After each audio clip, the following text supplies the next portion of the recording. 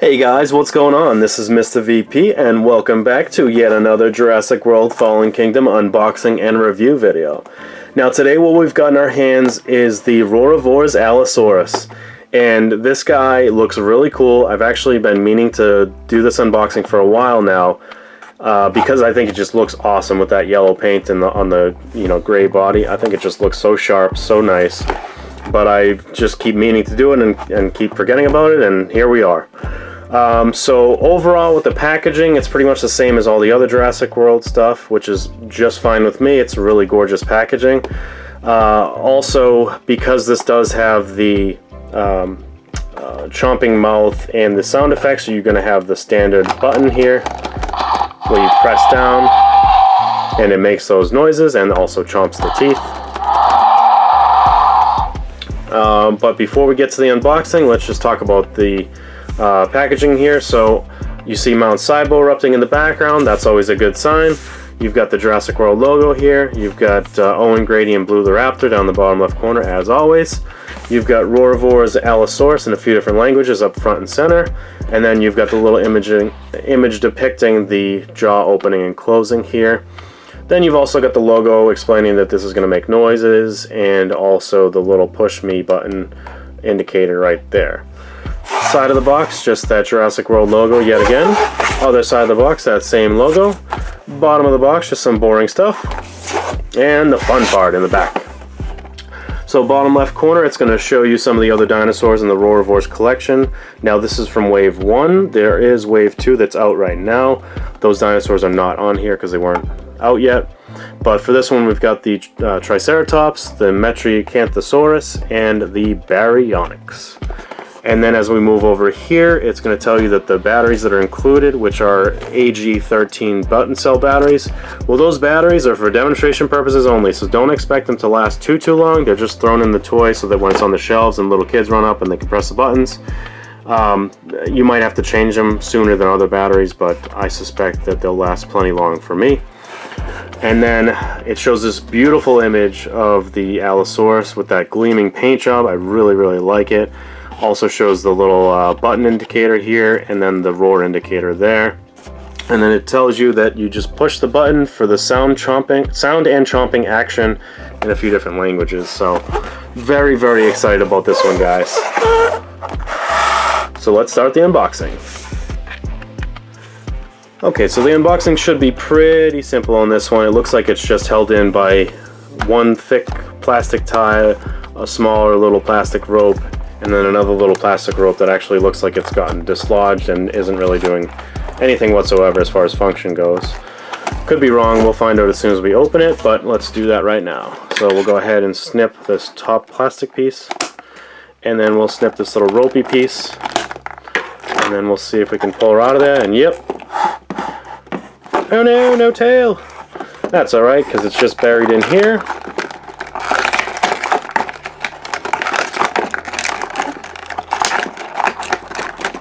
Okay. And it looks like it's just pressed in there, so we'll pull it out, and then there's some instructions. And that's it for the box. And I'm good with the scissors. And we'll just go ahead and insert this tail. And I suspect it's just going to make a nice click noise. There we go. Perfect. Okay. And look at that. The dinosaur stands on its own, even though the legs look a little bent. Oh, there we go. And make sure there's nothing important in the packaging, so I don't neglect it. Okay. Contents. One dinosaur, one tail. Put them together. Perfect. Awesome, so we don't need those. Okay. And I don't know if you guys can see that, but the legs are kind of bent inwards there. I don't think that's going to be a problem because I actually think they're just adjustable, so no, that's not a problem at all.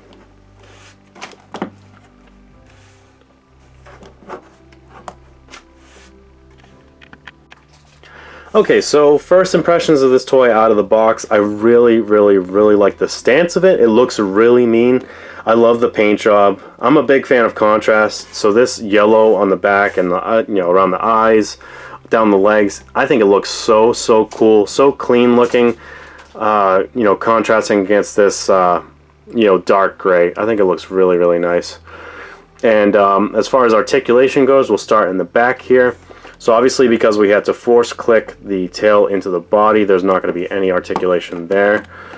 As we move forward, the legs are going to move frontwards and backwards, but also in and out, side to side, which is really handy for making those poses.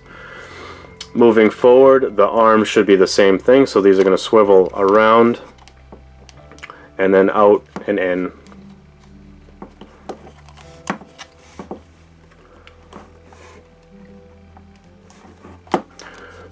Look at me, I'm the Indoraptor. Just kidding.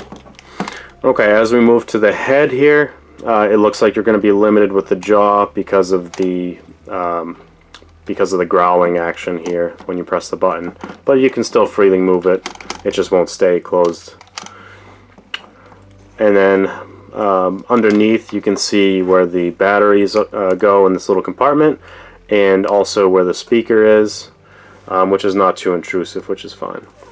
Also, while I have it out, here is that Jurassic World Facts app code right on the bottom. I'll let it focus there for a sec. And also, I'm starting to see this. I don't remember seeing it on any of the Wave 1 dinosaurs, except for this one apparently. But maybe I just missed the other ones. But I really like this little Jurassic World logo here on the foot. I like that. And it's molded. It's not a decal, so that's really cool. So paint apps are definitely, I would say, probably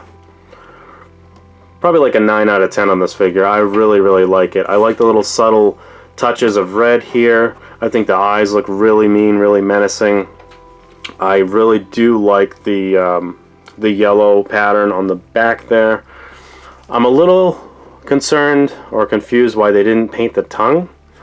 That's probably just an oversight, but still looks cool nonetheless. It just looks weird with no pink tongue. The back, it's kind of cool. It's got the little yellow paint on the back legs here.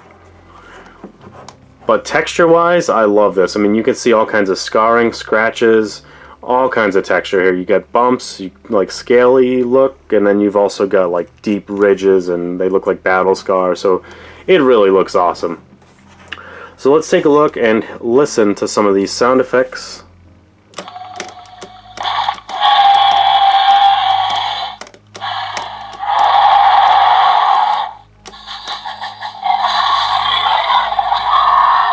That kind of sounded like they snuck in some Indominus Rex in there when it went.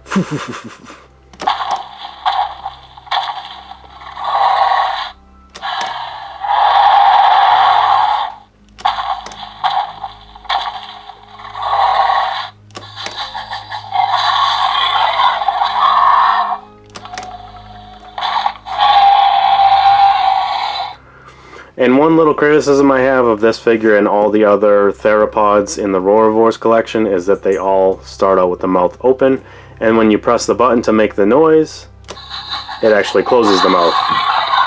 Granted, I'm holding the button in, and if I let go, it re-releases.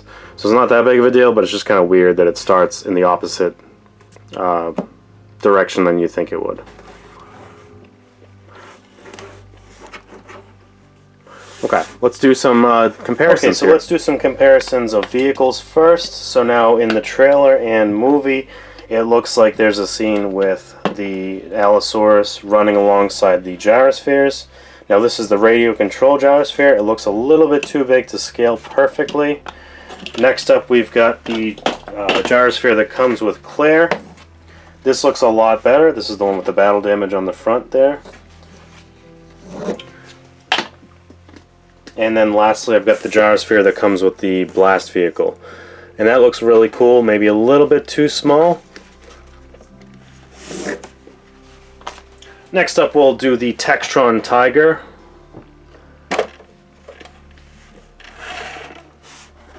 And that works really well.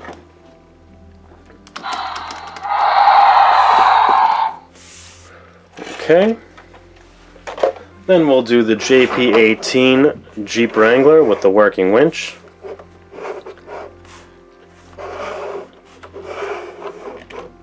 And I like that a lot. Okay. And then because we have her out, we'll do Claire.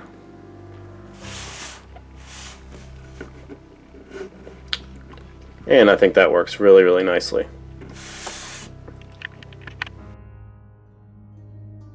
Okay, so now for some dinosaur comparisons. So first up, we'll take the Roarivores Triceratops.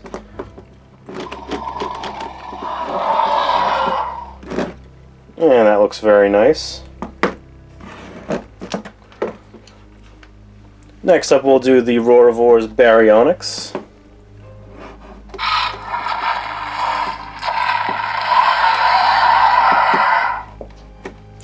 And just a quick note while I have this out, I'm really impressed with Mattel that they didn't use like a generic arm mold. Like if you look at these arms, these are two totally separate arm molds. They're not even a little bit similar at all.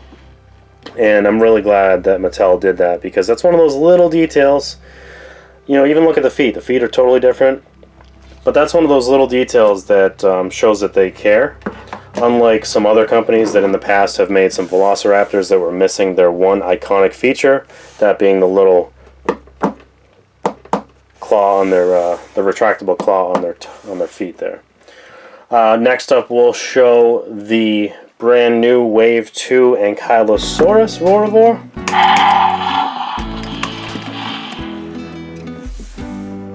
And that looks very nice. Next up we'll do, because we have it out, the Action Attack Carnotaurus, which is a good bit bigger here.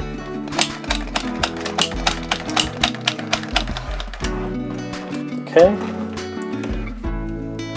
And then we'll do the also brand new Wave 2 Dimetrodon Roarivore.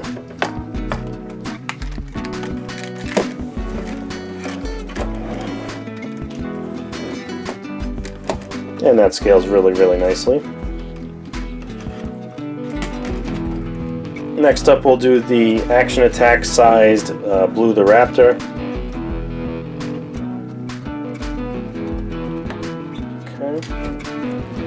Now we've got the Action Attack sized Dimetrodon. And last but not least, everyone's favorite, the Thrash and Throw Tyrannosaurus Rex.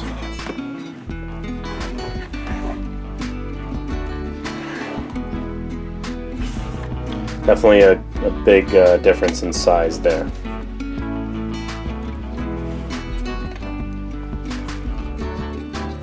Alright, well that's pretty much it for today, guys. Thank you so much for watching. Please do leave me some feedback in the comment section below. I do love replying to comments, and your feedback is tremendously important to me. It's how I make a lot of my decisions with this channel. You guys really, really have helped me grow this thing to something I never would have thought, and so fast too. So I really appreciate it, guys. Please keep an eye out for my future videos. Make sure you're subscribed so you don't miss any of them. Make sure to click that bell. And if you're not a subscriber, please do consider subscribing. And remember to like the video, share, and I will see you in the next one. Thanks, guys.